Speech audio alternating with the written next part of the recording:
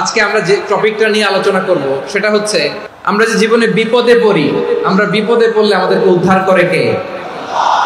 আল্লাহ ছাড়া আমাদের বাঁচানোর কেউ আছে?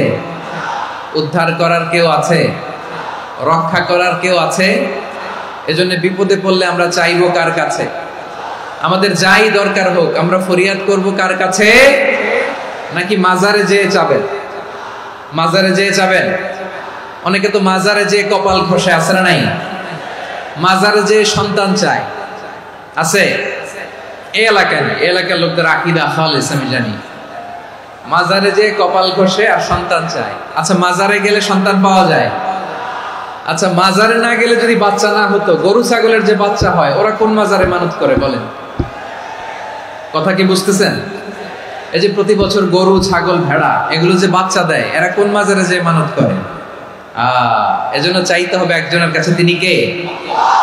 আমার প্রিয় পটুয়াখালীবাসী, মাজার জিয়ারত করা সুন্নাহ। আমরা মাজার জিয়ারত করব, আল্লাহ ওয়ালাদের কবরে যাব, আমরা সেখানে যে সালাম দিব, দোয়া করব, নিজের জন্য করব, কবরে শুয়ে থাকা মাইয়েতের জন্য করব, পুরো মুসলিম উম্মার জন্য করব। কিন্তু কবরে যিনি শুয়ে আছে ওই বাবার কাছে সন্তান চাওয়া যাবে? চাকরি চাওয়া যাবে? সফলতা চাওয়া যাবে? সফলতা দেয় কে? একথাই রব্বুল আলামিন বলেন, ওয়া ইয়ামসাসকাল্লাহু বিদুররিন ফালা কাশিফা লাহু ইল্লা হু ওয়া ইয়ুরিদকা বিখাইরিন ফালা রাদ্দা লিফাদলি ইউসিবু বিহি মান ইয়াশাউ মিন ইবাদিহি ওয়া হুয়াল গফুরুর রহিম। আল্লাহু আকবার। আল্লাহ বললেন, ওয়া ইয়ামসাসকাল্লাহু বিদুররিন ফালা কাশিফা লাহু ইল্লা হু। আল্লাহ যদি তোমাকে কোনো বিপদ স্পর্শ করায়, আল্লাহ যদি তোমারে কোনো বিপদে ফেলে দেয়, ওই বিপদ থেকে উদ্ধার করার তিনি ছাড়া আর কেউ নাই। জোরে বলেন ঠিক কিনা?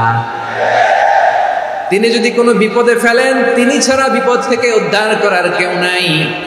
আর তিনি যদি তোমার প্রতি কোনো অনুগ্রহ করতে চান, ওই অনুগ্রহ ঠেকিয়ে দেওয়ার ক্ষমতাও কারো নাই। আল্লাহ যদি আপনার সফলতা দিতে চায়, পৃথিবীর কোন শক্তি ওই সফলতাকে থামাতে পারে? এজন্য আল্লাহ বললেন, খবরদার, চিন্তার আকীদা খালিস করে নাও। ওয়া ইয়ামসাসকাল্লাহু বিদুররিন ফালা কাশিফা লাহু ইল্লা হু। আল্লাহ বিপদে ফেললে বিপদ থেকে উদ্ধার করার কেউ থাকে না। আর আল্লাহ যদি তোমার প্রতি দয়া দেখাতে চান, অনুগ্রহ করতে চান, ওই অনুগ্রহকে প্রতিরোধ করার মতো ক্ষমতা কারো নাই। তিনি তার বান্দাদের মধ্য থেকে যাকে ইচ্ছা তাকে দেন, যত ইচ্ছা তত দেন। তিনি ক্ষমাশীল, তিনি মেহেরবান। সুবহানাল্লাহ। তিনি ক্ষমাশীল, তিনি মেহেরবান। তাহলে এই আয়াত থেকে আমরা বুঝতে পারলাম, আমরা যদি বিপদে পড়ি আমাদেরকে কেউ বাঁচাতে পারে না। আমার বাবা আমারে বাঁচাতে পারে, আমার মা আমাকে বাঁচাতে পারে, আমার বন্ধু আমারে বাঁচাতে পারে, আমার দলের কর্মী আমাকে বাঁচাতে পারে, আমার পীর সাহেব আমারে বাঁচাতে পারে। আমার পটুয়াখালীর ভাইয়েরা খেয়াল রাখবেন, বাঁচাতে পারে এক মহান সত্তা, উদ্ধার করতে পারে এক মহান সত্তা। চিৎকার করে বলুন, তিনি কে? আবার আল্লাহ বললেন, আম্মান ইউজিবুল মুত্তাররা ইযা দাআহু ওয়া ইয়াকশিফুস সুআ ওয়া ইয়াজআলুকুম খুলাফাআল আরদ আইলাহুম মা'আল্লাহ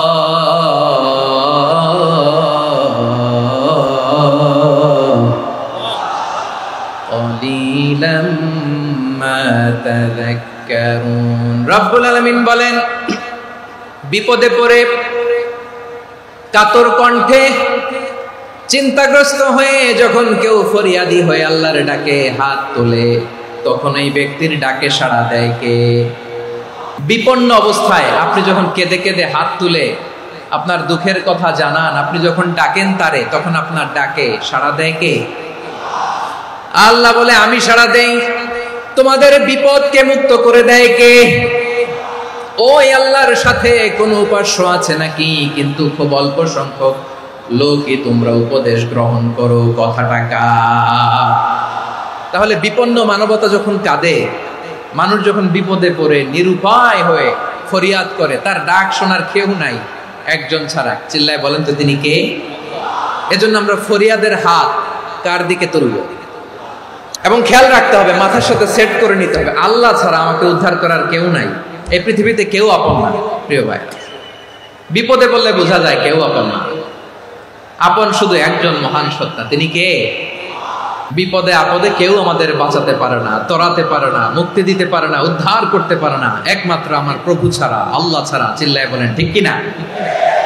মাথার সাথে এটা সেট করে নিতে হবে যে আমাদের পুরো জীবনটাই পরীক্ষা। The life is a test. পুরো জীবনটাই পরীক্ষা। এই জীবনে বিপদ আসবে, আপদ আসবে, পরীক্ষা আসবে, সবার জীবনে এটা থাকে। এক একজনের পরীক্ষা এক এক রকম। আমার পরীক্ষা একরকম, মাসুদ ভাইয়ের পরীক্ষা একরকম, চৌধুরী সাহেবের পরীক্ষা একরকম, আপনার পরীক্ষা একরকম, ওনার পরীক্ষা আবার আরেক রকম। পুরো পৃথিবীটাই পরীক্ষা ক্ষেত্র, সবাই পরীক্ষা দিচ্ছি, কিন্তু কারো পরীক্ষা প্রশ্নের সাথে কারোটার মিল নাই। সুবহানাল্লাহ পড়বেন না? পুরোটাই পরীক্ষা ক্ষেত্র, সবাই পরীক্ষার্থী, কিন্তু প্রশ্নপত্র একটার সাথে আরেকটা মিলে না। One doesn't match the other. একজনেরটার সাথে আরেকজনেরটা মিলে না। কাউকে আল্লাহ তাআলা ধনী বানিয়ে পরীক্ষা করেন, আবার কাউকে আল্লাহ তাআলা গরিব বানিয়ে পরীক্ষা করেন, কাউকে আল্লাহ অসুস্থ বানিয়ে পরীক্ষা করেন। কেউ দেখবেন যে দুরারোগ্য ব্যাধিতে আক্রান্ত, ডাক্তার বলেছে আর সময় নাই, দুরারোগ্য ব্যাধি, ক্যান্সার, যার নেই কোনো অ্যান্সার, তার জন্য পরীক্ষা হচ্ছে এই রোগ।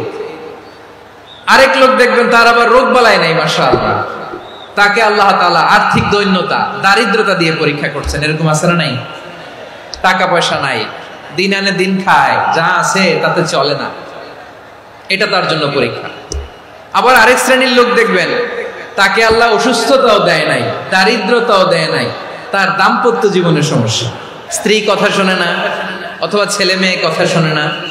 তাহলে পরীক্ষা সবার জীবনে আছে, এক একজনের পরীক্ষাটা এক এক রকম। আল্লাহ তাআলা দেখতে চায় যে এই পরীক্ষার সময় আমরা কিরকম রেসপন্স করি, how to deal with the test, কিভাবে এই বিপদ আপদ পরীক্ষাগুলোকে আমরা হ্যান্ডেল করব, ডিল করব, এটা হচ্ছে আজকের আলোচনার বিষয় আমার প্রিয় ভাইয়েরা। তাহলে পরীক্ষাময় আমাদের জীবন, বিপদ আপদ পরীক্ষা, এটা মানুষের পিছু ছাড়ে না, সবার জীবনে পরীক্ষা আছে। নবীদের জীবনেও পরীক্ষা ছিল। সাহাবারা জিজ্ঞেস করেছেন, ইয়া রাসূলুল্লাহ, আইয়ুন নাসি আশাদ্দু বালাআন ফিদ দুনিয়া, এই দুনিয়ার বুকে কাদের পরীক্ষা সবচেয়ে বেশি? বিশ্বনবী বলেছেন, আল আম্বিয়া। এই পৃথিবীতে সবচেয়ে বেশি পরীক্ষা আল্লাহ তাআলা নিয়ে থাকেন নবীদের। কাদের? নবীদের। সুম্মাল আমসাল ফাল আমসাল, এরপরে নবীদের পরের স্তরে যারা, তাদের পরীক্ষা। এরপরে তাদের পরের স্তরে যারা, তাদের পরীক্ষা। সিদ্দিকিনদের, শুহাদাদের, সালিহিনদের, আল্লাহওয়ালাদের, যার ঈমান যত মজবুত তার জীবনে পরীক্ষাও তত বেশি। চিল্লায় বলেন ঠিক কিনা? তাহলে মুমিনরা, বিশ্বাসীরা, আমরা কি পরীক্ষা বিপদ আপদে ভয় পাই? না, মুমিনরা বিপদে ভয় পায় না, তারা হতাশ হয় না, সুবহানাল্লাহ, তারা নিরাশ হয় না।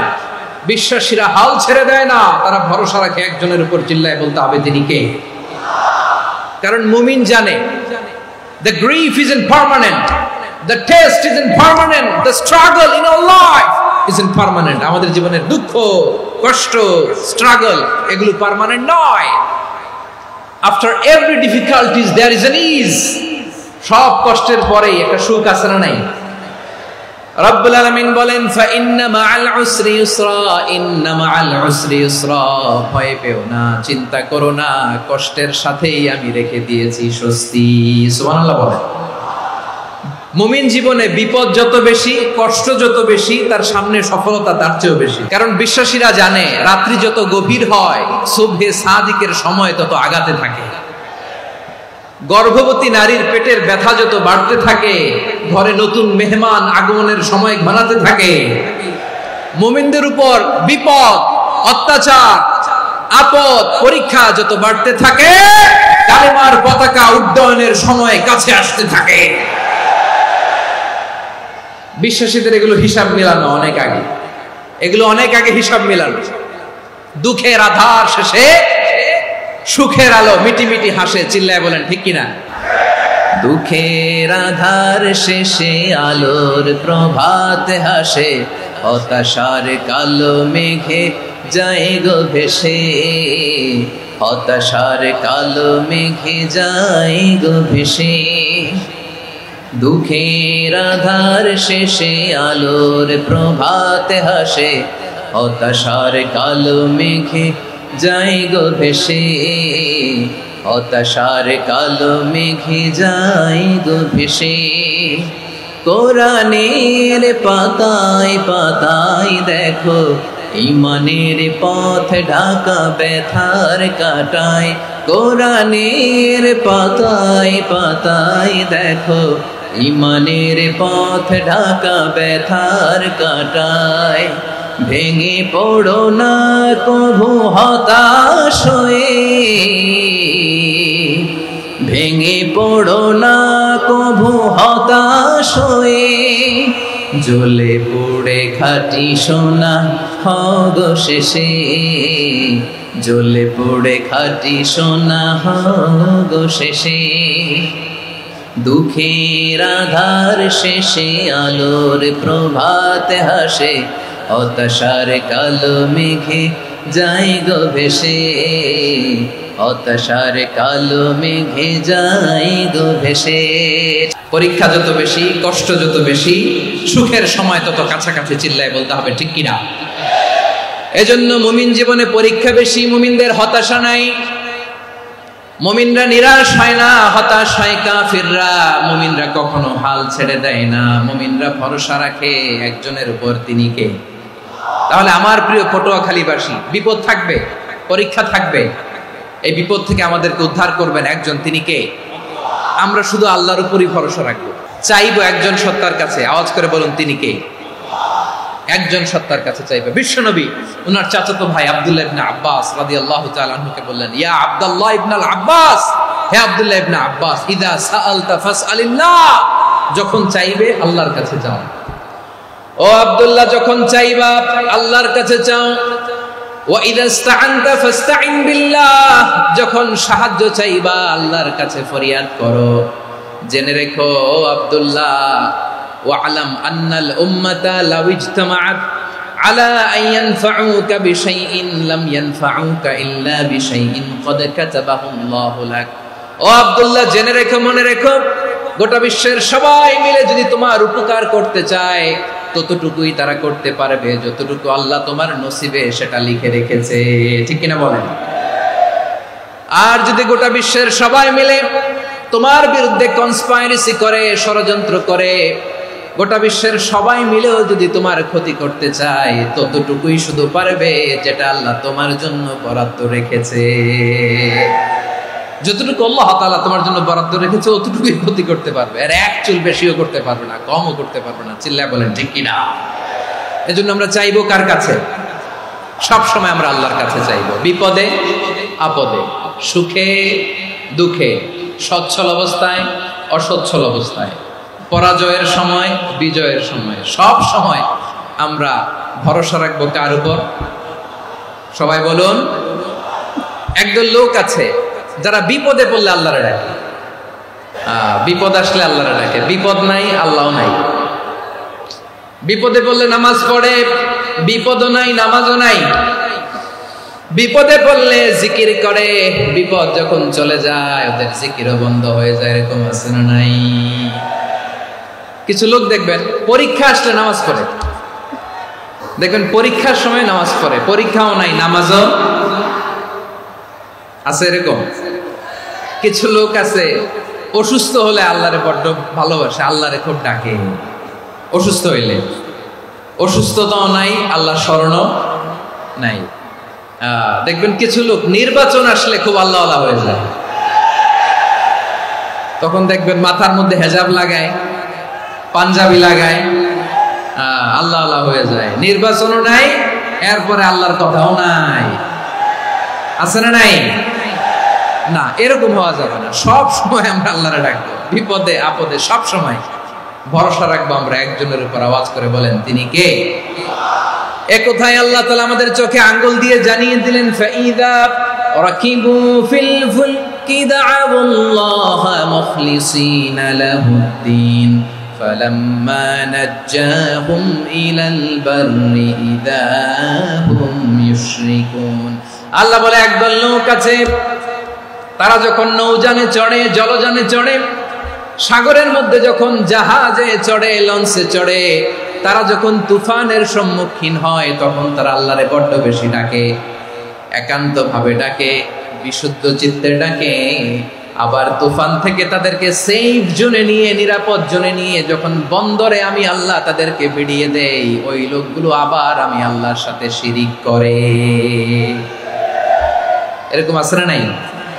জাহাজে উঠছে, সাগরের মাঝখানে তুফান, ওই সময় দেখবেন আল্লাহ কারে কয়। এই কথা তো আপনাদেরকে বোঝানো সহজ, আপনারা তো নদীর দেশের মানুষ। আচ্ছা, লঞ্চে উঠে তুফানের সম্মুখীন হয়েছেন, জলোচ্ছ্বাস, সবাই, আমার বলার দরকার নাই, বলেন, মাঝ নদী, তুফান, জলোচ্ছ্বাস, জলের মধ্যে উচ্ছ্বাস, ঢেউ, টর্নেডো, সাইক্লোন, মেঘের ঘনঘটা, পরিবেশ ঘুটঘুটে অন্ধকার, লঞ্চ একবার এদিকে আরেকবার ওইদিকে, ভিতরে কি অবস্থা হয় বলেন তো? তখন মুসলিম আল্লাহর ডাকে, হিন্দু আল্লাহর ডাকে, ঠিক কিনা বলেন? আস্তিক আল্লাহর ডাকে, নাস্তিক আল্লাহর ডাকে, ঠিক কিনা? লঞ্চের ভেতর, স্টিমারের ভেতর কান্নারে রোল পড়ে যায়, চিৎকারের রোল পড়ে যায়, সবার মুখ দিয়ে শুধু একটা আওয়াজ, লা ইলাহা লা ইলাহা লা ইলাহা সুবহানাল্লাহ আলহামদুলিল্লাহ লা ইলাহা। আল্লাহ নামের জিকির করবে যারা, আল্লাহর কাছে প্রিয় তারা, আল্লাহর কাছে প্রিয় যারা, জান্নাতে প্রবেশ করবে তারা, জোরে লা ইলাহা লা ইলাহা ইল্লাল্লাহ লা ইলাহা ইল্লাল্লাহ মুহাম্মাদুর রাসূলুল্লাহ সাল্লাল্লাহু আলাইহি ওয়াসাল্লাম। আমার প্রিয় পটুয়াখালীবাসী, তাহলে লঞ্চের ভেতরে যখন আমরা তুফানের মধ্যে পড়ি, তখন সবাই মিলে আমরা একটা নামের জিকির করি। নামটা কার? মুসলমানেরাও ডাকে, হিন্দুরাও ডাকে, আস্তিকও ডাকে, নাস্তিকও ডাকে, সবাই ডাকে একজনকে, তিনি কে? আবার দেখবেন ওই আল্লাহ তুফানের পরে, ঝড়ের পরে ওই লঞ্চটাকে যখন সদর ঘাটে ফিরিয়ে দেয়, আবার আমরা নাফরমানি শুরু করে দেই।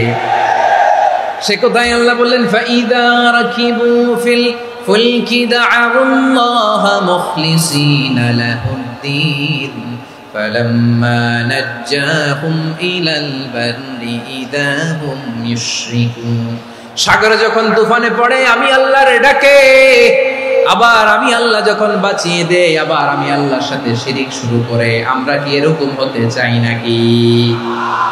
বিমানের মধ্যে মাঝে মাঝে দেখবেন যে এয়ার টার্বুলেন্স হয়, জানেন? এয়ার টার্বুলেন্স জানেন তো? মাঝে মাঝে বিমানটা বাউন্সিং করে, বাম্পি, ভেরি বাম্পি ওয়েদার। শোনেন নাই? 40,000 ফিট উপরে যখন থাকে, তখন পাইলট মাঝে মাঝে বলে, dear passengers, ladies and gentleman, right now we are flying 40,000 feet above the ground and we are passing very air turbulence, very heavy air turbulence right now. Please fasten your seat belts. দেখবেন মাঝে মাঝে বলে যে, ভদ্র মহিলা, ভদ্র মহোদয়গণ, আমরা 40,000 ফিট উপর দিয়ে যাচ্ছি আর এয়ার টার্বুলেন্স ফেস করছি, মেহেরবানি করে আল্লাহর রাস্তে সিট বেল্ট বাঁধুন। তখন বিমানটা এরকম বাউন্সিং করে, শেকিং করে। আপনারা মুখোমুখি হয়েছেন? ইদানিং এই এয়ার টার্বুলেন্স বেড়ে গিয়েছে। গত বছর আমার ইন্টারন্যাশনাল অনেকগুলো ফ্লাইট ছিল, তো আমি দেখলাম যে আগের ফ্লাইটগুলোর তুলনায় এখন এয়ার টার্বুলেন্স খুব বেশি। আমি একটু রিসার্চ করে দেখলাম, ক্লাইমেট চেঞ্জের কারণে, জলবায়ু পরিবর্তনের কারণে আকাশের বাতাসের মুভমেন্টে পরিবর্তন হয়েছে, ফলে এখন বিমান শেকিং করে বেশি, বাউন্সিং, বাম্পি ওয়েদার। তো বলেন তো, 40,000 ফিট উপরে যখন আপনি, কয় হাজার ফিট? 40,000 ফিট উপরে যখন আপনি, তখন যখন বিমানটা এরকম বাউন্সিং করে, সবাই যখন ভমিটিং করে বিমান নষ্ট করে দেয়, বমি করে, তখন বাঁচানোর কে আছে আল্লাহ ছাড়া? কেউ আছে? ওই মুহূর্তেও সবাই মিলে একজনের ডাকে আওয়াজ করে বলেন, তিনি কে? মাঝে মাঝে কিছু সোশ্যাল মিডিয়ায় কিছু ভিডিও পাওয়া যায় যে হেভি যখন এয়ার টার্বুলেন্স হয় 10 সেকেন্ড 15 সেকেন্ডের কিছু ভিডিও পাওয়া যায় বিমানটা এরকম বাউন্সিং করছে, বাম্পি ওয়েদার, কাঁপছে, মানুষগুলো বমি করছে, অক্সিজেন মাস্কগুলো সব ঝুলে পড়েছে, বিমানটা শুধু কাঁপছে। তখন দেখবেন বিমানের ভেতরেও এরকম লঞ্চের মতো চিৎকার আছে না নাই? বিমানের ভেতরেও তখন চিৎকার। গত বছর হিথ্রো এয়ারপোর্ট থেকে সিঙ্গাপুর এয়ারলাইন্সের একটা ফ্লাইট, হিথ্রো টু চাঙ্গি একটা ফ্লাইটে এমন বেশি এয়ার টার্বুলেন্সের শিকার হয়েছিল ওই এয়ারক্রাফটটা, 33 জন যাত্রী সেখানে আহত হয়েছে, একজন যাত্রী নিহত হয়েছে। কেবিন ক্রুজ এয়ার হোস্টেস যারা আছে, একজনের নাক ফেটে, চোখ ফেটে, কপাল ফেটে, ব্লিডিং হয়ে শয়লা। প্রিয় ভাইরা, 40,000 ফিট উপরে বিমানটা যখন কাঁপবে তখন আমাদেরকে আল্লাহ ছাড়া আর কেউ বাঁচানোর আছে? এত আস্তে বললে হবে? ওই কঠিন মুহূর্তে আমার বাবা আমারে বাঁচাতে পারে, আমার বন্ধু আমারে বাঁচাতে পারে।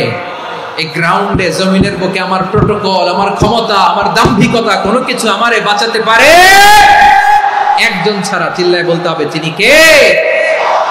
সে আল্লাহ বললেন, গোলাম আমি বিপদের সময় ঠিকই তোমাদের বাঁচিয়ে দেই। ওই বিমানের ভেতরে 40,000 ফিট উপরে যখন তোমরা এয়ার টার্বুলেন্সের শিকার হও, তখন নাস্তিকও আল্লাহরে ডাকে, হিন্দু আল্লাহরে ডাকে। জোরে বলেন ঠিক কিনা? আবার বিমানটা যখন শান্ত হয়ে যায়, একটু পরেই বিমানের স্ক্রিনের মধ্যে হিন্দি সিনেমা খোঁজে। বিমানের স্ক্রিনে কিন্তু বিশাল ওখানে আফলাম ফিল্মের একেবারে বোঝাই করা। বিমানটা শান্ত হলে আবার হিন্দি সিনেমা দেখা শুরু করে। একটু আগে ডাকছিল কারে? দেখবেন বাংলাদেশে আমাদের ক্রিকেটাররা যখন অন্য কোনো দেশের সাথে খেলে, অনেক সময় এমন হয় বল বাকি একটা, রান দরকার 6টা। বল বাকি কয়টা? রান দরকার। আপনি দেখবেন ক্যামেরাম্যান তখন গ্যালারিতে খালি দেখায় দর্শকদের যে কি অস্থিরতা। হিপ হপ স্টাইলের মেয়েটা, যে মেয়েটার ওড়না এতক্ষণ ছিল গলায়, এতক্ষণ কই ছিল, ওই মেয়েটা দেখবেন ওড়নাটা টেনে মাথায় দিয়ে এরকম মুনাজাত ধরতেছে, আল্লাহ আল্লাহ, একটা সক্কা, আল্লাহ আল্লাহ, আমার লাল সবুজের পতাকারে তুমি অপমানিত কইরো না আল্লাহ, ইন্ডিয়ার সাথে আমাদের খেলা আল্লাহ আল্লাহ, একটা সক্কা, একটা। পুরো খেলা জুড়ে এই মেয়ের ওড়না ছিল গলায়, কিন্তু যখন 1 বলে 6 রান দরকার, ওড়না চলে আসছে কোথায়? মাথায়। আবার মুনাজাত আছে না নাই? ঠিকই বাংলাদেশের দামাল ছেলে এমন এক শট মারলো, বল চলে গেল স্টেডিয়ামের বাইরে, ছক্কা, জিতে গেলাম আমরা। পুরো স্টেডিয়াম জুড়ে চিৎকার, হই হুল্লোড়, মौज মাস্তি। যেই মেয়েটা মাথার মধ্যে ওড়না দিয়ে এতক্ষণ সুবহানাল্লাহ সুবহানাল্লাহ বলে আল্লাহর কাছে দোয়া করেছে, ওই মেয়ে এখন আবার ওড়না ফেলে দিয়ে নাচা শুরু করে দিয়েছে। তাহলে আল্লাহর ভয়, আল্লাহর প্রতি আস্থা, বিশ্বাস, ভালোবাসা, এটা কি ক্ষণিকের জন্য? মানে আমার যখন লাগবে তখন আল্লাহর ইউজ করবো নাকি?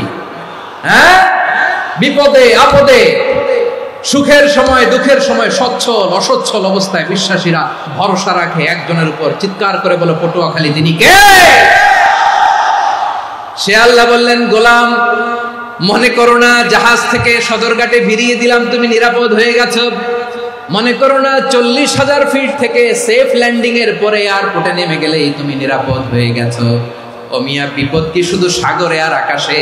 ঘরের ভেতরও বিপদ আসতে পারে কি পারে না?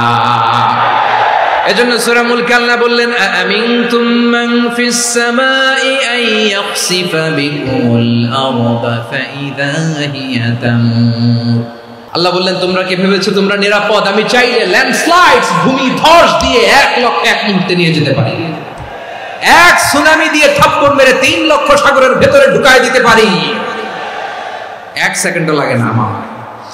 أم أمنتم من في السماء أن يرسل عليكم حاصبا فستعلمون كيف نذير। আল্লাহ চাইলে আকাশ থেকে পাথর বৃষ্টি নাজিল করতে পারেন কি পারেন না? এই মুহূর্তে এখানে ভূমিকম্প দিতে পারেন কি পারেন না? আচ্ছা, ভূমিকম্প যখন হয় আমাদের কারো হুঁশ থাকে? আপনি মনে করছেন আমরা সাধারণ মানুষ, আমরা দৌড় দেই, আর প্রেসিডেন্ট প্রধানমন্ত্রী ওনারা বুঝি খাটে শুয়ে থাকে? ভূমিকম্প, আর্থকোয়েক যদি হয়, বাঁচার জন্য আমরা কি করি? হয় খাটের তলায়, ডাইনিং টেবিলের নিচে, উপরে শক্ত কিছু আছে এটার নিচে, অথবা ঘর থুইয়া দেও দৌড়। তো প্রধানমন্ত্রী উনি কি করে? প্রেসিডেন্ট উনি কি করে? হ্যাঁ, উনি খাটের মধ্যে যে শুয়ে থাকে নাকি? উনিও দৌড়, সাধারণ মানুষও দৌড়, প্রধানমন্ত্রীও দৌড়, বাড়িওয়ালাও দৌড়, ভাড়াটিয়াও দৌড়, সবাই দৌড়। নাকি ভাড়াটিয়ারা বাড়ি থুইয়া দৌড়, বাড়িওয়ালারা আর বেরোয় না? এরকম না। তাহলে যে কোনো মুহূর্তে ভূমিকম্প দিয়ে নাস্তানাবুদ করতে পারে কে? আমার প্রিয় ভাইয়েরা, আমরা নিরাপদ নই, আমরা তার দয়ায় বেঁচে আছি। কার দয়ায়? এজন্য আল্লাহ বললেন, গোলাম, যে কোনো মুহূর্তে বিপদ দিয়ে তোমাদেরকে নাস্তানাবুদ করতে পারি। বিশ্বাসী বলে যদি নিজেকে দাবি করো, সব সময় ডাকতে হবে একজন সত্তাকে। বলেন তিনি কে? আপদ থেকে, পরীক্ষা থেকে, ক্যালামিটি থেকে আমাদেরকে কেউ বাঁচাতে পারে না একজন সত্তা ছাড়া। আবারও বলেন তো তিনি কে? এবার আমরা দেখি বিষ্ণু ইসা ইসলামের জীবনে বিপদ আপদ ছিল কিনা। উনি বিপদ আসলে কিভাবে ডিল করতেন, বিপদ আসলে কোন দোয়া পড়তে হয়, কিভাবে ফরিয়াদের হাত উত্তোলন করতে হয়, কিভাবে রবের দরবারে নতজানু হয়ে ফরিয়াদ করতে হয়, এটা জানার দরকার আছে না নাই? আসলে আমরা বিষ্ণুনবীর জীবনী থেকে দেখি বিপদ আসলে উনি কি করতেন। বিপদ আসলেই প্রথমে বিষ্ণু ইসা ইসলাম একটা দোয়া পড়তেন। তিনি পড়তেন, ইন্না লিল্লাহি ওয়া ইন্না ইলাইহি রাজিউন। নিশ্চয় আমরা আল্লাহর জন্য, নিশ্চয় আমরা কার দিকে ফিরবো ভাই?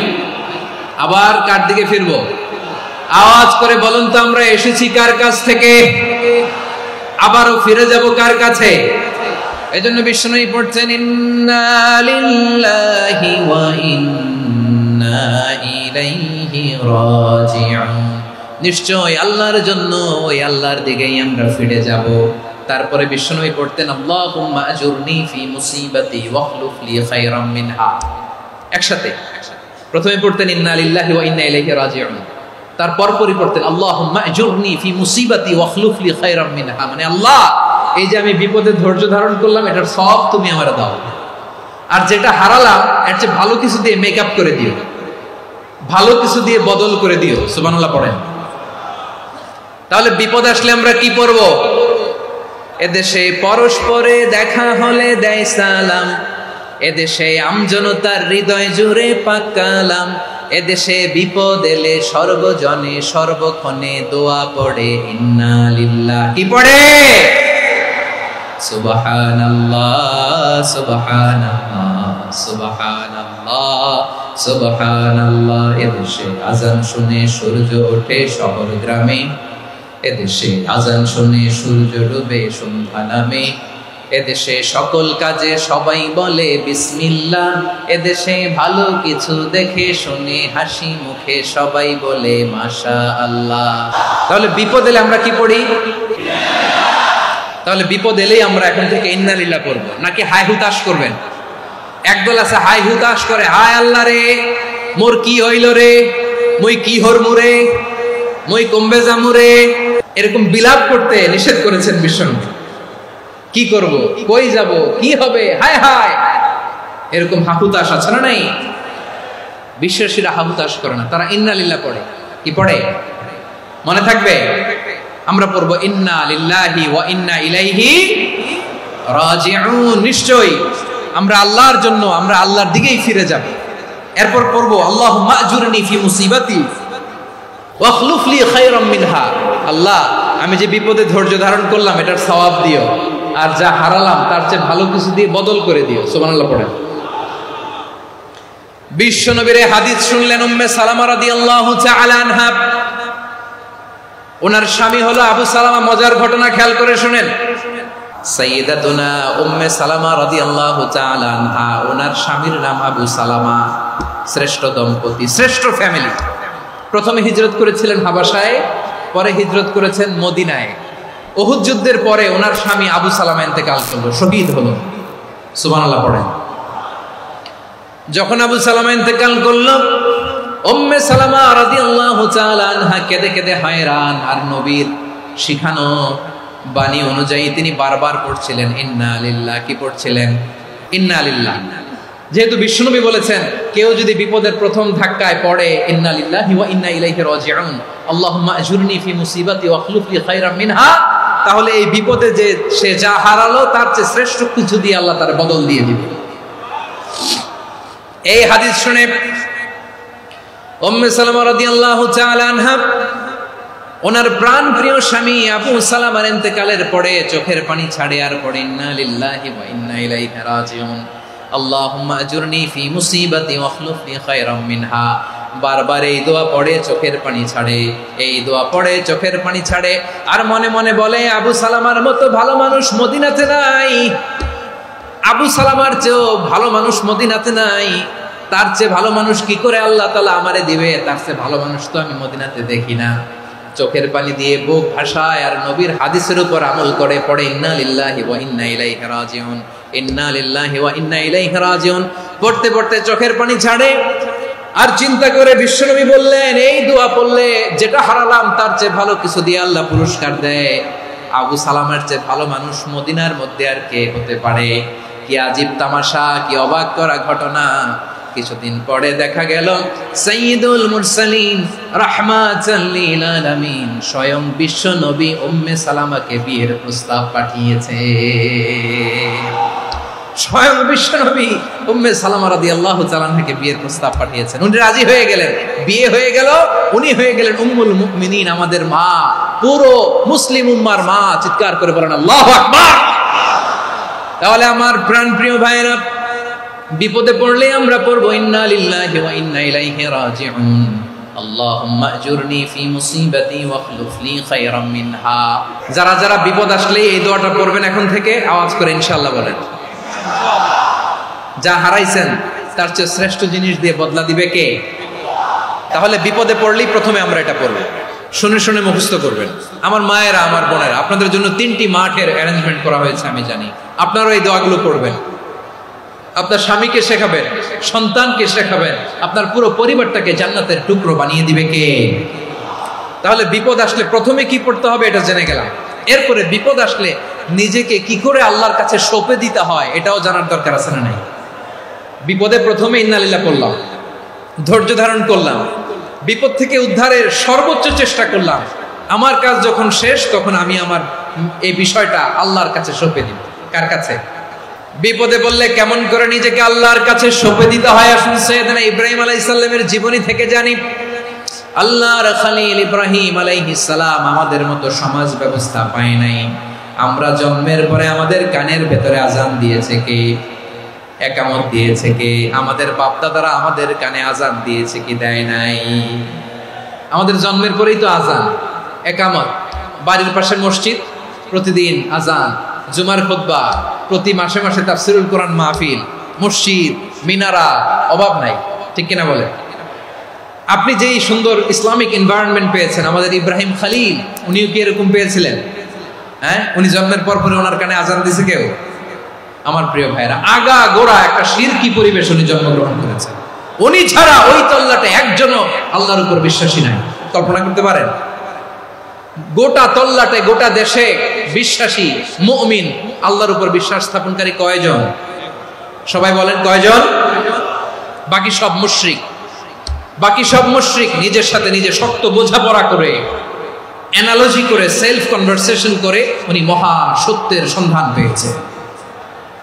উনি আকাশের তারা দেখে ভাবে মনে হয় এটাই আমার খোদা, পরে দেখে তারা নাই, মনে মনে বলে না তাইলে এটা না।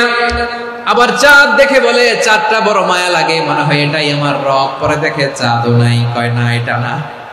এরপরে দ্বীপ প্রহরের জলজলে সূর্যটা খা খা করে গোটা পৃথিবীটারে রৌদ্র দিয়ে তাতিয়ে রাখে। তিনি ভাবলেন মনে হয় এটাই আমার রব, কারণ এটাই তো সবচেয়ে বড়। কিন্তু বিকেল বেলা ওই সূর্যটাও যখন চলে যায়, সাইয়েদনা ইব্রাহিম বলে না এটাও তো নাই, আমার খোদা যদি আমারে ছেড়ে চলে যায়, বিপদে পড়লে আমারে উদ্ধার করবে কে? এভাবে নিজের সাথে অ্যানালজি, সেলফ কনভারসেশন করতে করতে করতে তিনি মহা সত্যের সন্ধান পেয়েছেন। সুবহানাল্লাহ। সব শেষে তিনি ডিসিশন নিয়ে ঘোষণা দিলেন, ইন্নী ওয়াজ্জাহাতু ওয়াজহিয়া লিল্লাযী ফাতারাস সামাওয়াতি ওয়াল আরদা হানিফান ওয়া মা আনা মিনাল মুশরিকিন।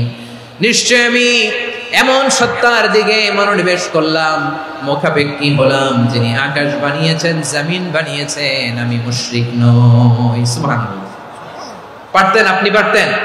কেউ নাই, লক্ষ লক্ষ মুশরিক, আপনি একা। ওনার মতো এরকম বিচক্ষণতা দিয়ে আল্লাহরে খুঁজে পাইতে পারতেন আপনি? কি নবী ছিল, আল্লাহকে খুঁজে পেয়েছে। যখন আল্লাহর ইবাদত শুরু করলো, এই কথা ছড়ায় পড়লো চারদিকে। নমরুদ সাইয়েদনা ইব্রাহিমকে ডেকে পাঠালেন। নমরুদ বলে, ইব্রাহিম, তুমি নাকি মূর্তির পূজা না করে কোন নতুন রবের ইবাদত করো, কে তোমার রব? সাইয়েদনা ইব্রাহিম বললেন, রব্বি আল্লাযী ইউহয়ী ওয়া ইউমীত, আমি এমন রবের ইবাদত করি যিনি জীবন দেন, যিনি মৃত্যু দেন। নমরুদ বলে, তাই নাকি? তোমার রব জীবন দেয়, মৃত্যু দেয়, আর এটা তো আমি দেই। আমিও তো জীবন দেই, আমিও তো মৃত্যু দেই। সাইয়েদনা ইব্রাহিম বললেন, কেমন করে তুমি জীবন দাও, মৃত্যু দাও, একটু দেখাও তো।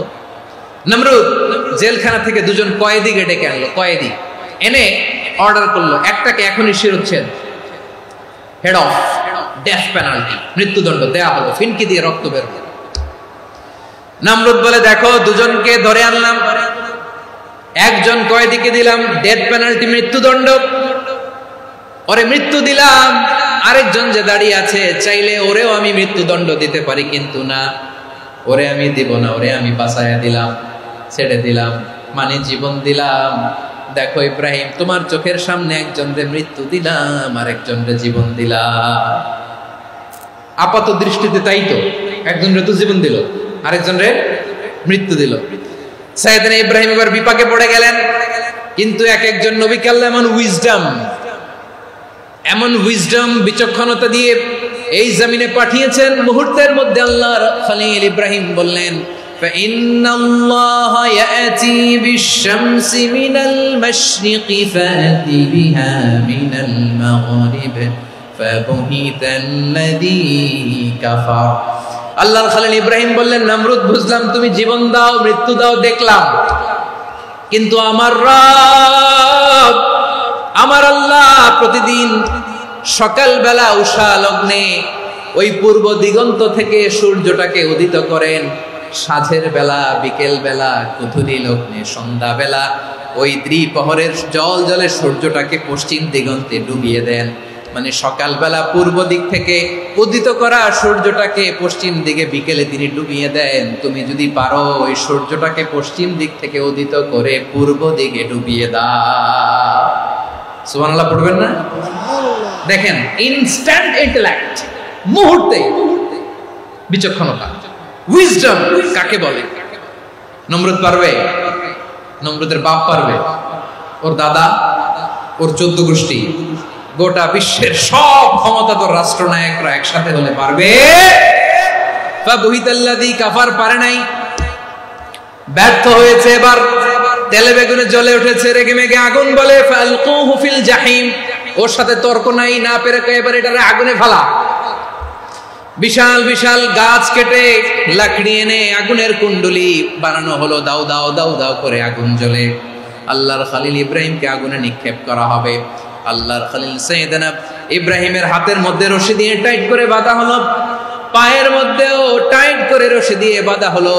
আল্লাহর খলিল ইব্রাহিমকে আগুনের কুণ্ডলির মধ্যে ফেলা হবে। ওমিয়া, আপনি যে বিপদের কারণে ভয় পান, হতাশ হন, এটা কোনো বিপদ? ওনার বিপদের সামনে এটা কোনো বিপদই না, এটা কোনো বিপদই না। হাত পা বেঁধে টাইট করে নিক্ষেপ করা হবে, সিম্পলি ফেলা যাবে না, কারণ দাও দাও করে দ্য ব্লেজিং ফায়ার, এমন আগুনের কুণ্ডলি, কাছে যাওয়া যায় না, আগুনের উত্তাপে নিক্ষেপ করা হবে। হাতে রশি বেঁধে, পায়ে রশি বেঁধে আল্লাহর খলিল ইব্রাহিম আলাইহিস সালামকে আগুনের মধ্যে নিক্ষেপ করা হবে। আহা, এটার বলে অগ্নি পরীক্ষা। উনি অগ্নি পরীক্ষার সম্মুখীন হয়েছিলেন। এজন্য কঠিন পরীক্ষাকে আমরা অগ্নি পরীক্ষার সাথে তুলনা করি, ঠিক কিনা? সাইয়েদনা জিবরাইল এসে বললেন, ও আল্লাহর খলিল, ওরা তো আপনার হাতও বেঁধে ফেললো, পাও বেঁধে ফেললো, নড়াচড়ার সুযোগ নাই, বলেন আমি জিবরিল ফেরেশতা আপনার জন্য কি করতে পারি? আল্লাহর খলিল ইব্রাহিম বলেন, ও জিবরাইল, তোমার কাছে আমার কোনো চাওয়া পাওয়া নাই। সুবহানাল্লাহ বলেন। তোমার কাছে বলার কিছু নাই, তোমার সাহায্যের আমার দরকার নাই। সাইয়েদনা ইব্রাহিম আলাইহিস সালামকে হাতে পায়ে রশি বেঁধে হাত পা বাঁধা অবস্থায় জ্বলন্ত অগ্নিকুণ্ডে যখন নমরুদের দলবল নিক্ষেপ করবে, আল্লাহর খলিল কিভাবে নিজেকে আল্লাহর কাছে সঁপে দিয়েছেন পটুয়াখালীর ভাইরা খেয়াল করে শুনুন। হাত পা বেঁধে আল্লাহর খলিলকে যখন নিক্ষেপ করা হবে, তিনি মুখ ফুটে বলে ফেললেন, হাসবুনাল্লাহু ওয়া নি'মাল ওয়াকিল। হাসবুনাল্লাহু ওয়া নি'মাল ওয়াকিল, আমার জন্য আল্লাহই যথেষ্ট,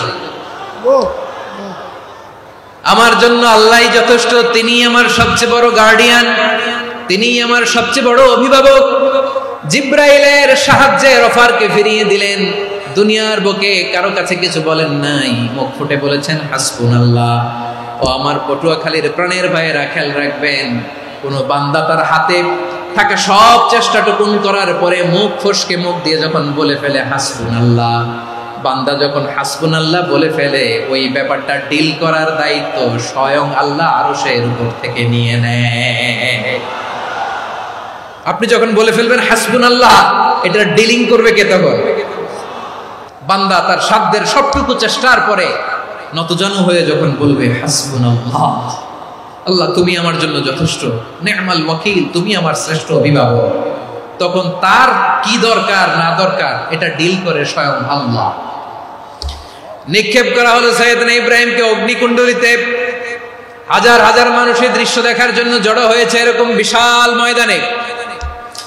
কিন্তু কি অবাক করার ঘটনা, সবাই ভয় পাচ্ছিল, না জানে কি হয়ে যায়। আল্লাহর খলিলকে যখন আগুনের কুণ্ডলিতে নিক্ষেপ করা হয়, আল্লাহর খলিল ইব্রাহিম আগুনের কুণ্ডলীর মধ্যে বসে বসে মানুষগুলোর দিকে তাকিয়ে হাসতে শুরু করে দেয়।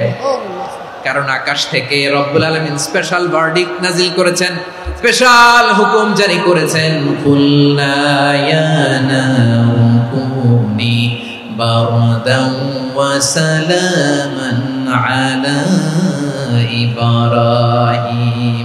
ও আগুন খবরদার, সৃষ্টির শুরু থেকে তোকে একটা ধর্ম আমি বাতলে দিয়েছিলাম, তোর ধর্ম, আগুনের ধর্ম হলো যা পাবে জ্বালিয়ে সারখার করবে। আল্লাহ বলল, আগুন তোর ধর্ম দিয়েছিলাম, তুই সব জ্বালিয়ে পুড়িয়ে সারখার করে দিবি, কিন্তু ক্ষণিকের জন্য আমি তোর জ্বালিয়ে দেওয়ার ক্ষমতাটাকে কেড়ে নিলাম, জ্বালিয়ে ভস্ম করে দেওয়ার ক্ষমতা আমি কেড়ে নিলাম। কুনি বারদান, ঠান্ডা হয়ে যা, কিন্তু এত বেশি ঠান্ডা হবি না আবার আমার ইব্রাহিমের জন্য সর্দি লেগে না যায়। সুবহানাল্লাহ, এত আস্তে বললে হবে? কুনি বারদান, বারদ মানে বরফ, ঠান্ডা, ঠান্ডা হ, কিন্তু এত ঠান্ডা হবি না যাতে আমার ইব্রাহিমের কষ্ট হয়। আগুন বলে, আল্লাহ একবার বললাম ঠান্ডা হ, আবার বলো এত ঠান্ডা হবি না যাতে খলিলের সর্দি না লাগে। কেমন ঠান্ডা হব, কেমন এনভায়রনমেন্ট তৈরি করে দেব বলো? আল্লাহ বললেন, সালামান আলা ইব্রাহিম, আমার খলিল আমার ইব্রাহিমের জন্য তুই জান্নাতের গুল বাগিচা হয়ে যা। ও ভাই, নবী মুসার মতো ঈমান হলে রাস্তা হবে সাগর জলে, নবী ইউসুফের মতন ঈমান হলে একে একে দরজা খোলে। নবী ইব্রাহিমের মতন ঈমান যদি আজও থাকে বিদ্যমান, অগ্নিকুণ্ডে দেখতে পাবে খুবসুরত এক ফুল ভাগা। কুলনা ইয়া নারু কুনি বারদান ওয়া সালামান আলা ইব্রাহিম। বান্দা যখন মুখ দিয়ে বলে হাসবুনাল্লাহ, আমার আল্লাহ আমার জন্য যথেষ্ট, এই বলে যখন নিজেকে সঁপে দেয়, তার কি লাগবে ওই দায়িত্ব স্বয়ং নিয়ে নেয় কে? তাহলে আমার প্রিয় ভাইরা, বিপদের শুরুতেই আমরা বলবো ইন্না লিল্লাহ। শুরুতে কি বলবো? এরপরে যেই বাক্যটা পড়ে নিজের পরিস্থিতিকে আল্লাহর দরবারে সঁপে দিব, সেটা হচ্ছে হাসবুনাল্লাহ। সেটা কি? বিষ্ণু বলেন, লা ইয়াজালু লিসানুকা রাতাবান মিন যিকরিল্লাহ, সব সময় আল্লাহর স্মরণ দিয়ে, জিকির দিয়ে জিহ্বাটারে সিক্ত রাখো। আর শয়তানু জাসিমুন আলা কলবি ইবনে আদম, শয়তান বনি আদমের কলবে খামচি মেরে বসে থাকে। ফাইদা যাকারাল্লাহ খালাসা, মানুষ যখন আল্লাহর স্মরণ করে জিকির করে, শয়তান দৌড়ে পালায়। ওয়া ইদা গাফালা ওয়াসওয়াসা, যখনই বনি আদম গাফেল হয় তখনই শয়তান তার হৃদয়ে ওয়াসওয়াসা দেয়। এজন্য বিপদে পড়লে ইন্না লিল্লাহ, নিজের সবটুকুন করার পরে, নিজের রোল প্লে করার পরে নিজেকে আমরা কি বলে সঁপে দিব? সবাই বলেন, মনে থাকবে? বিপদে পড়লে প্রথমে ইন্না লিল্লাহ, এরপরে নিজেকে যখন সঁপে দিব তখন হাসবুনাল্লাহ। এরপরে কঠিন বিপদে যখন বিশ্বনবী পড়তেন তখন কি করতেন? এমন বিপদ মাঝে মাঝে হয় না, দেয়ালে পিঠ থেকে যায়, চোখে মুখে অন্ধকার, কি করব দিশা খুঁজে পাই না, এরকম হয় কখনো? বিশ্বনবী এরকম কঠিন বিপদে পড়েছেন জীবনের কিছু কিছু মুহূর্তে। ওই মুহূর্তে বিশ্বনবী স্পেশাল 2টা দোয়া পড়তেন। এই দোয়াগুলো আপনাদেরকে জানিয়ে দেয়। বিশ্বনবী বলেন, কঠিনতম বিপদে যখন পড়বা, দেয়ালে পিঠ থেকে যায়, চোখে মুখে অন্ধকার, বাঁচার কোনো উপায় নাই, তখন পড়বা লা ইলাহা ইল্লা আনতা সুবহানাকা ইন্নী কুনতু মিনাজ জালিমিন। আল্লাহ, তুমি ছাড়া কোনো ইলাহ নাই, তুমি পবিত্র, নিশ্চয় আমি জালিমদের অন্তর্ভুক্ত। সুবহানাল্লাহ বলেন। এই দোয়া সাইয়েদনা ইউনূস আলাইহিস সালাম পড়েছিলেন যখন মাছের পেটে ছিলেন। এবং অনেক মুফাসসিরিন ইকরাম বলেছেন, অনেক আহলুল ইলমরা বলেছেন, এটা হচ্ছে ইসমে আজম। ইসমে আজম এমন দোয়া যেটা দিয়ে দোয়া করলে আল্লাহ দোয়া কবুল করে, কিন্তু এটা কোনটা, এটা নিয়ে ইখতিলাফ আছে। কোন আহলুল ইলম বলেন এই লা ইলাহা ইল্লা আনতা সুবহানাকা ইন্নী কুনতু মিনাজ জালিমিন, এটা হচ্ছে ইসমে আজম। সাইয়েদনা ইউনূস আলাইহিস সালাম পড়েছেন, আপনারা পড়েননি? এটা পড়বেন আপনারা। এই দোয়া পড়ে সাইয়েদনা ইউনূস আলাইহিস সালাম মাছের পেট থেকে রক্ষা পেয়েছিলেন। রক্ষা করেছিল কে? তুমি ইউনূস নবীরে যখন খাইলো মাছেতে গিলিয়া, ফেরেশতা পাঠাইয়া দিলে ইসমে আজম দিয়া। প্রাণে ছিল যাহার ভয়, সেথা পাইল আশ্রয়। প্রাণে ছিল যাহার ভয়, সেথা পাইল আশ্রয়। মাছের পেট হতে সে যে পেল পরিত্রাণ। আল্লাহু আল্লাহু তুমি জাল্লে জালালুহু, শেষ করা তো যায় না গে তোমার গুণগান। আল্লাহু আল্লাহু লা ইলাহা ইল্লা আনতা সুবহানাকা ইন্নী কুনতু মিনাজ জালিমিন। বিশ্বনবী বললেন, দেয়ালে পিঠ থেকে গেলে, চোখে মুখে অন্ধকার, বাঁচার কোনো উপায় নাই, তখন এই দোয়াটা পড়তে হবে। এই দোয়া পড়ে আল্লাহর কাছে ফরিয়াদ করলে বিপদ মুক্ত করবেন কে? কেন এই দোয়াটা আল্লাহর কাছে বড্ড প্রিয় জানেন আমার ভাইরা? কারণ এই দোয়ার মধ্যে 3টা জিনিস আছে। 1 নম্বরে হচ্ছে তাওহীদ, 2 নম্বরে তাসবিহ, 3 নম্বরে তাকরীর। আই রিপিট, আবারও বলছি, 1 নম্বরে তাওহীদ, 2 নম্বরে তাসবিহ, 3 নম্বরে তাকরীর। এই দোয়াটা আল্লাহর কাছে এত পছন্দনীয় কারণ এই দোয়ার প্রথম অংশে আছে তাওহীদ, আল্লাহর একত্ববাদের ঘোষণা। লা ইলাহা ইল্লা আনতা, ও আল্লাহ আপনি ছাড়া কোনো ইলাহ নাই, উপাস্য নাই, এই কথা বললে আল্লাহ বড্ড খুশি হয়ে যায়। সুবহানাল্লাহ পড়েন। এই দোয়ার দ্বিতীয় অংশে আছে তাসবিহ, মানে আল্লাহর প্রশংসা, প্রশংসা সূচক বাণী। সুবহানাক সুবহানাক সুবহানাক, ও আল্লাহ আমি আপনার পবিত্রতা ঘোষণা করছি। সুবহানাক, এই কথা শুনলেও আল্লাহ খুশি হয়ে যায়। সুবহানাল্লাহ পড়েন। এই দোয়ার তৃতীয় অংশে আছে তাকরীর। তাকরীর মানে পাপের স্বীকৃতি। তাকরীর মানে কি? তাকরীর মানে পাপের স্বীকৃতি। এই দোয়ার তৃতীয় অংশে আছে ইন্নী কুনতু মিনাজ জালিমিন, ও আল্লাহ আমি জালিমদের অন্তর্ভুক্ত। আল্লাহ আল্লাহ আমি জালেম, আল্লাহ আমি ভুল করেছি, অন্যায় করেছি, আল্লাহ আমি জালেমদের অন্তর্ভুক্ত। এই পাপের স্বীকৃতি, অ্যাকনোলেজমেন্ট আল্লাহ বড্ড পছন্দ করে। যখন আল্লাহর কাছে আপনি ছোট হবেন, ছোট হতে হতে যত ছোট হবে, ওই দৃশ্যটা দেখতে আল্লাহ বড্ড পছন্দ করে। সুবহানাল্লাহ বলেন। 3 নম্বর অংশ ইন্নী কুনতু মিনাজ জালিমিন, আল্লাহ আমি জালেমদের অন্তর্ভুক্ত। সাইয়েদনা আদম আলাইহিস সালাম ভুল করে যখন নিষিদ্ধ গাছের ফুল খেয়ে ফেললেন, ফল খেয়ে ফেললেন, আল্লাহ বললেন আদম ক্ষমা পেতে চাইলে তুমি আর হাওয়া মিলে স্বীকৃতি দাও, পাপের স্বীকৃতি আর পড়ো। রব্বানা যালামনা আনফুসানা ওয়া ইল্লাম তাগফির লানা ওয়া তারহামনা লানাকুনান্না মিনাল খাসিরিন। ও আল্লাহ আমি আদম আর হাওয়া, যালামনা আনফুসানা, আমরা আমাদের নফসের উপর বড্ড জুলুম করেছি। আল্লাহ ওয়া ইল্লাম তাগফির লানা ওয়া তারহামনা, আপনি যদি ক্ষমা না করেন, আপনি যদি দয়া পরবশ না হন, আপনি যদি রহম না করেন, আমরা তো ক্ষতিগ্রস্তদের মধ্যে শামিল হয়ে যাব। এই দোয়া করার সাথে সাথে সাইয়েদনা আদম আর হাওয়া আলাইহিস সালামকে ক্ষমা করে দিলেন কে? তাহলে এই দোয়ার 3 নম্বর অংশ তাকরীর, এটা আল্লাহ বড্ড পছন্দ করে। আমার কলিজার টুকরা ভাইয়েরা, গুনাহ করে শিকার যেতে হবে, এটা আল্লাহ ভালোবাসেন। সাইয়েদনা আবু বকর রাদিয়াল্লাহু তাআলা আনহু বিষ্ণু ইসা ইসলামকে বললেন, ইয়া রাসূলুল্লাহ আল্লিমনি দুআআন আদউ বিহি ফি সালাতি, নবী হে আপনি আমার এমন একটা স্পেশাল দোয়া শিখায়া দেন যে দোয়াটা আমি নামাজে পড়ব। নবী বললেন, তাহলে তুমি পড়ো, আল্লাহুম্মা ইন্নী যালামতু নাফসি যুলমান কাসীরান ওয়া লা ইয়াগফিরুয যুনুবা ইল্লা আনতা ফাগফিরলি মাগফিরাতাম মিন ইনদিকা ওয়ারহামনি ইন্নাকা আনতাল গফুরুর রহিম। সুবহানাল্লাহ। সালাম ফিরানোর আগে পড়েন।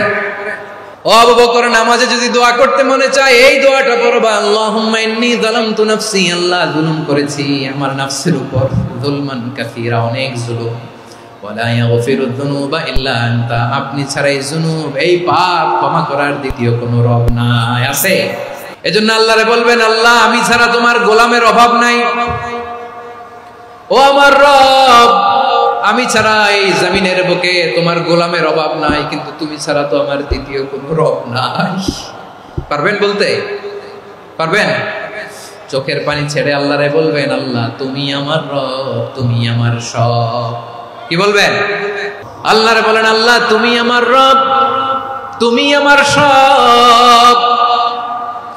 আল্লাহ আমি ছাড়া এই জমিনে তোমার গোলামের অভাব নাই, তুমি ছাড়া আমার দ্বিতীয় কোনো রব নাই। একথা বলে চোখের পানি ছেড়ে আল্লাহরে স্বীকৃতি দেন, আল্লাহ আমি পাপী, আল্লাহ এই জমিনে আমার চেয়ে বড় পাপী আর কেউ নাই। ওযু করে সিজদায় লুটিয়ে পড়ে চোখের পানি ছেড়ে আল্লাহরে পাপের স্বীকৃতি দেন, আল্লাহ এমন কোন জুলুম নাই, গুনাহ নাই আমি করি নাই, সগীরা কবিরা, জেনে না জেনে, ইচ্ছায় অনিচ্ছায়, শিরকি বেদাতি সব গুনাহ করেছি। আল্লাহ আকাশের নিচে জমিনের উপরে আমার চেয়ে বড় গুনাহগার আর কেউ নাই। চোখের পানি ছেড়ে আল্লাহরে বলেন, আল্লাহ আমি ছাড়া তোমার গোলামের অভাব নাই, তুমি ছাড়া আমার দ্বিতীয় কোনো রব নাই, তুমি ছাড়া তো কেউ আমার গুনাহ ক্ষমা করার নাই, তুমি আমার রব, তুমি আমার সব। বলতে পারবেন? এই তাকরীর আমার পটুয়াখালীর ভাইয়া, এই স্বীকৃতিটা দেখতে আল্লাহ বড় ভালোবাসে, কারণ আমরা সবাই গুনাহগার, আমরা সবাই কি? বিশ্বনবী বলেন, কুল্লুকুম খাত্তাউন, আ বনি আদম তোমরা সবাই পাপী। সবাই কি? সবাই পাপী। আমরা সবাই পাপী, আপন পাপের বাটখারা দিয়ে অন্যের পাপ মাপি। আমরা যে পাপী এটা ভাবতে মনে চায় না কারো, খালি অন্যের পাপ দেখি আমরা, এটা ভুল। ওর এই পাপ, ও পাপী, ও জালেম, ও জাহান্নামী, এরকম একটা টেন্ডেন্সি। আমার যে কি হালাত এটার খেয়াল নাই। খেয়াল করতে হবে যে আমি সবচেয়ে বড় পাপী, ঠিক কিনা বলেন? পাপ করি না এমন কেউ আছি? হ্যাঁ আছি। কেউ না জানলেও জানে কে আমার পাপের ঘটনা? পৃথিবী না জানুক আমি তো জানি, আমি কি পাপ করেছি। হায় ও আমার কলিজার টুকরা ভাইয়েরা, মাথাটাকে নিচু করে জীবনের সব গুনার ফিরিস্তিগুলো একটা একটা করে স্বীকার করে আল্লাহরে বলেন, আল্লাহ আমি পাপী, আল্লাহ আমার চেয়ে বড় পাপী এই দুনিয়াতে কেউ নাই, আকাশের নিচে জমিনের উপরে আমার চেয়ে বড় পাপী কেউ নাই। একটা একটা করে আল্লাহ স্বীকার করি আমি পাপী, সব পাপের স্বীকৃতি দিলাম।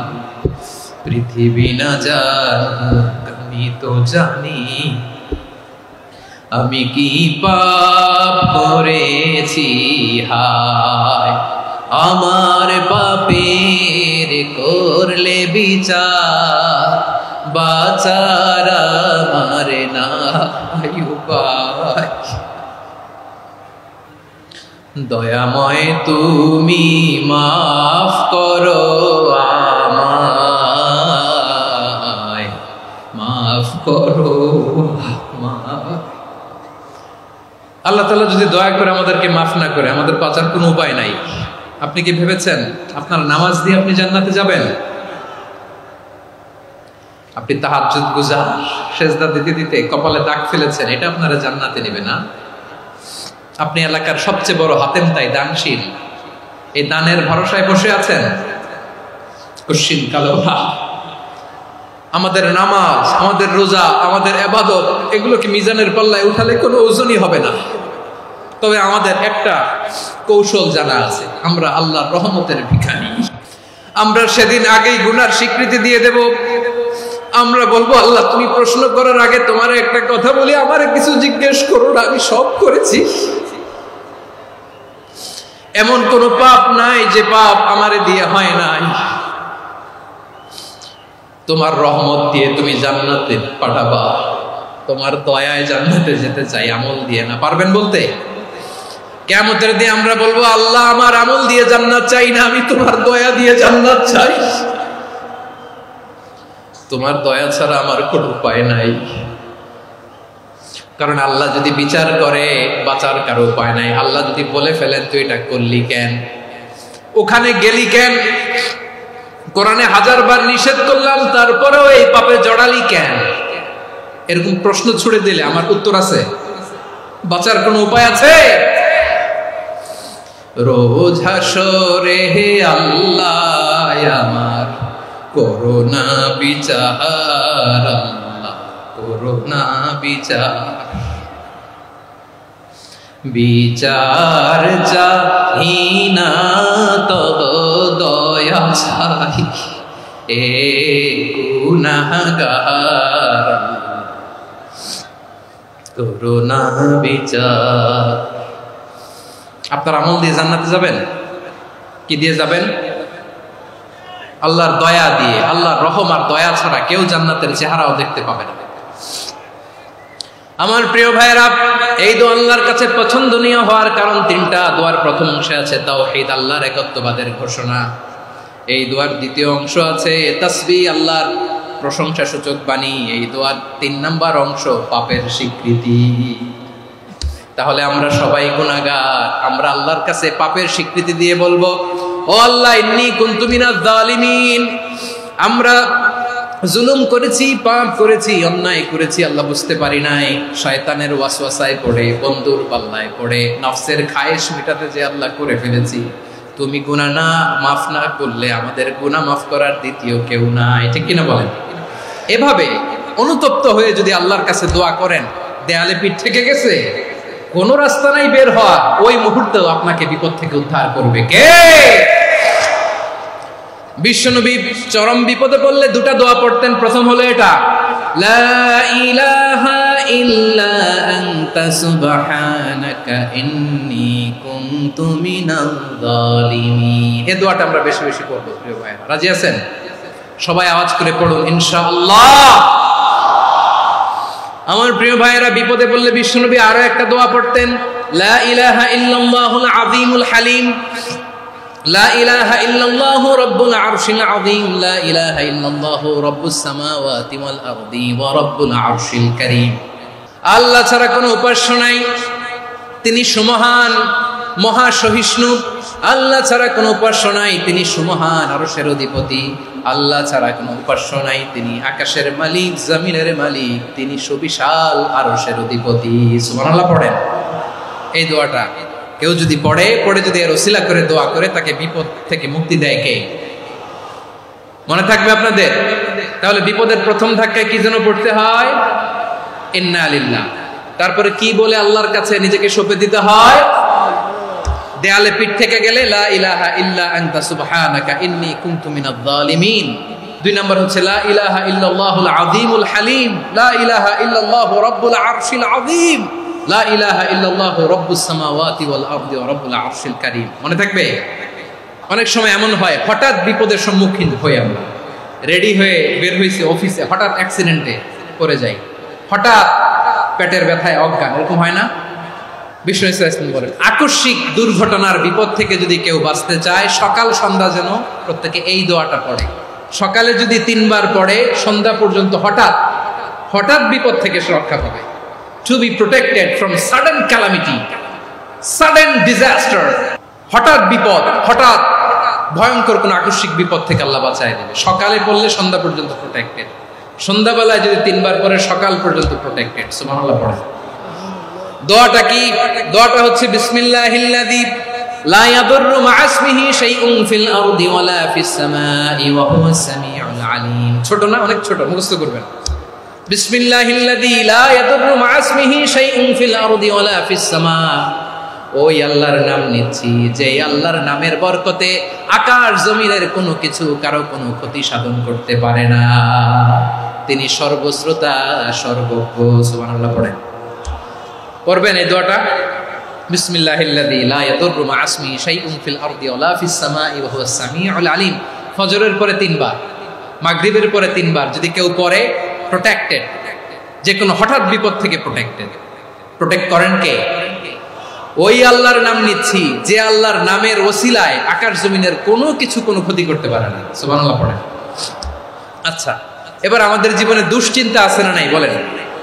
Tension, hyper tension, anxiety, depression, সবার জীবনে টেনশন আছে না নাই?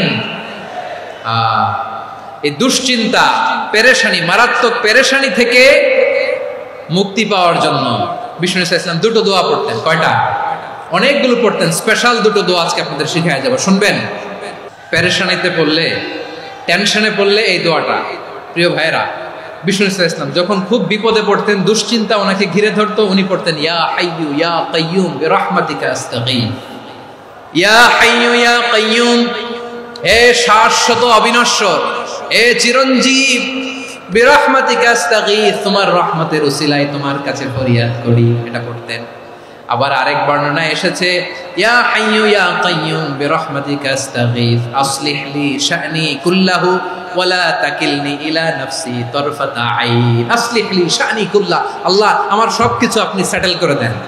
আমাদের সব ঝামেলা সেটেল করে দিতে পারে কে? তাহলে পড়বেন ইয়া হাইয়ু, এ চিরঞ্জীব।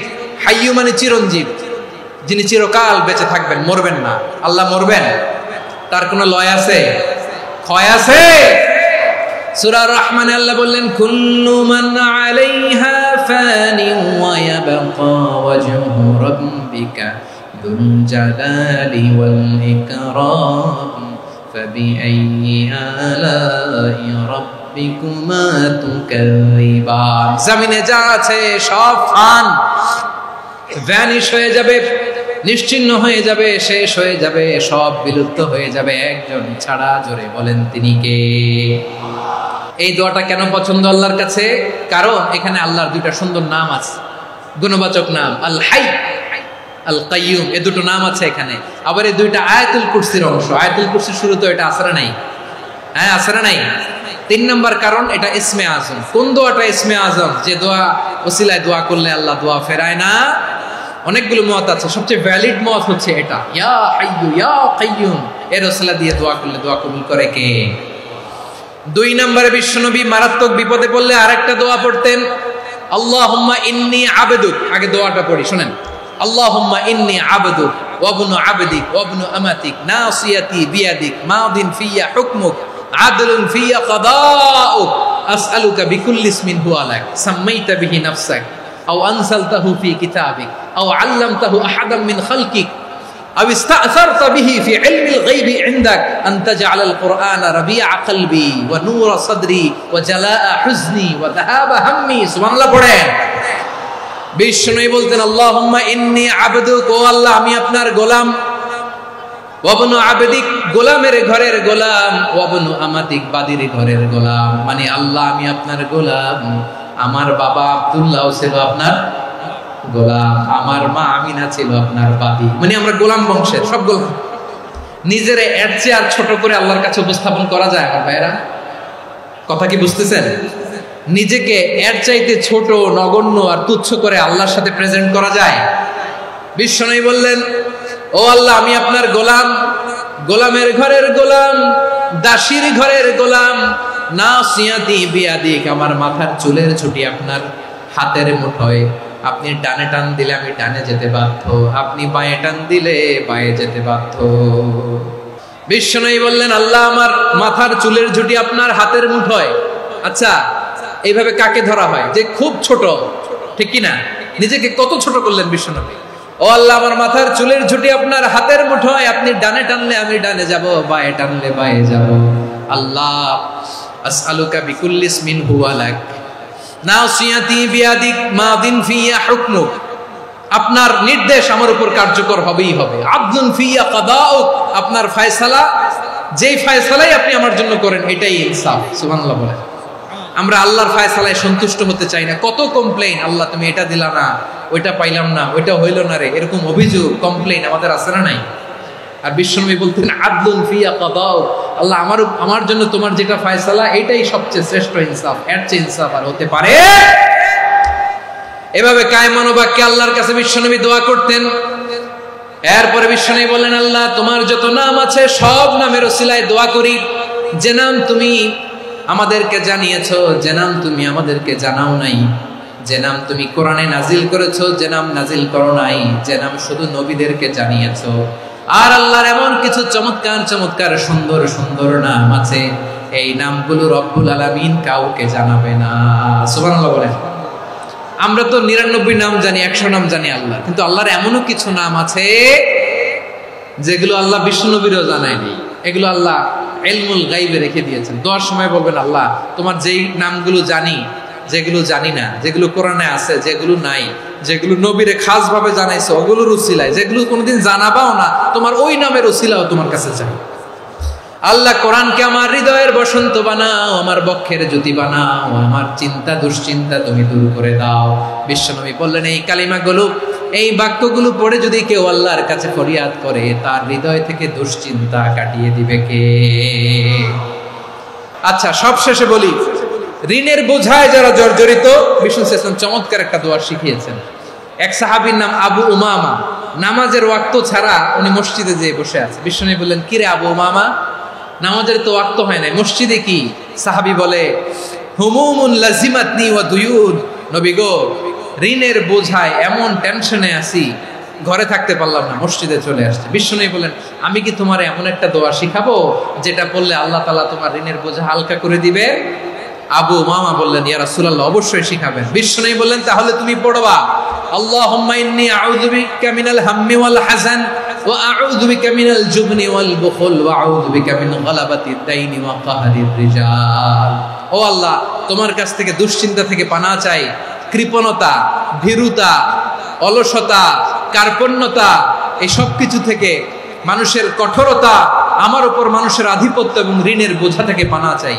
এই দোয়াটা যখন বিষ্ণুনবী শিখাই দিলেন, আবু উমামা বারবার এই দোয়া করে, আল্লাহুম্মা ইন্নী আউযু বিকা মিনাল হাম্মি ওয়াল হাযান ওয়া আউযু বিকা মিনাল আজজি ওয়াল কাসাল ওয়া আউযু বিকা মিনাল জুবনি ওয়াল বুখল ওয়া আউযু বিকা মিন গালাবাতিদ দাইনি ওয়া কাহরির রিজাল। আবু উমামা বলে, এই দোয়া আমি পড়তে লাগলাম আর পড়তে লাগলাম, কিছুদিন পরে দেখা গেল বিষ্ণুনবীর শেখানো এই দোয়ার বদৌলতে আল্লাহ তাআলা আমার সব ঋণ পরিশোধের ব্যবস্থা করে দিয়েছেন। আমার প্রিয় পটুয়াখালীর ভাইয়েরা, বিশ্বনবীর জামাতা সাইয়্যিদিনা আলী রাদিয়াল্লাহু তাআলা আনহুর কাছে এক লোক এসে বলে, হে আলী, ঋণের বোঝায় আমি জর্জরিত, আমার কিছু অর্থ দিয়ে সাহায্য করো।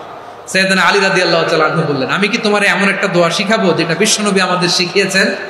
এই দোয়া যদি তুমি পড়ো, লাউ কানা আলাইকা মিসলু জাবালিন কাবীরিন দাইনান আদাল্লাহু আনকা, পাহাড় পরিমাণে যদি ঋণের বোঝা হয়, আল্লাহ এটা পরিশোধের ব্যবস্থা করে দেবেন।